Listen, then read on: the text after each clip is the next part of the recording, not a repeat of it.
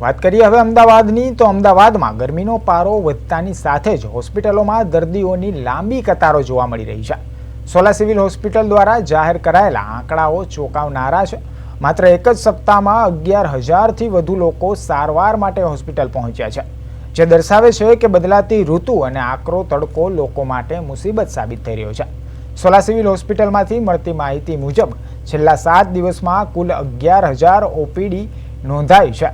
ગરમીને કારણે ખાસ કરીને ઝાડા ઉલટીના કેસોમાં વધારો થયો છે, જેમાં છેલ્લા 1 મહિનામાં 143 દર્દીઓ નોંધાયા છે.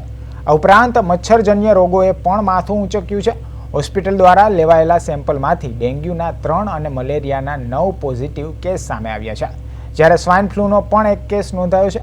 ડોક્ટરોના જણાવ્યા અનુસાર કાળઝાળ ગરમીને લીધે લોકોમાં ચક્કર આવવા, સતત માથાનો દુખાવો થયો અને અશક્તિ જેવી ફરિયાદો વધી રહી છે. આરોગ્ય તંત્રએ નાગરિકોને બપોરના સમયે બિનજરૂરી બહાર ન નીકળવા અને વધુ પ્રમાણમાં પ્રવાહી લેવા માટે અપીલ કરી છે.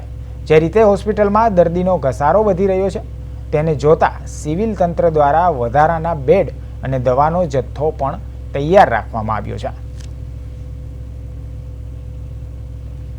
હાલની સ્થિતિમાં ઉનાળાની ઋતુમાં જોઈએ તો ડાયરિયાના, ઝાડા ઉલટીના કેસો થોડા વધારે જોવા મળેલ છે.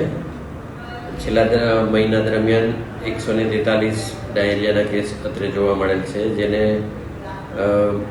ધ્યાન રાખવા માટે આપણે પાણી ઉકાળીને પીવું જોઈએ ખાસ, અને બહારનું પણ ખાવા પીવાનું થોડું ઓછું રાખવું જોઈએ.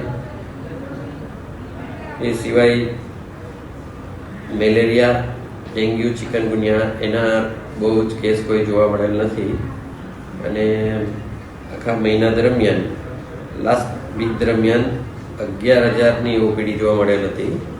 તેમાંથી આપણે 1,100 પેશન્ટ ઇન્ડોર દાખલ કરેલ.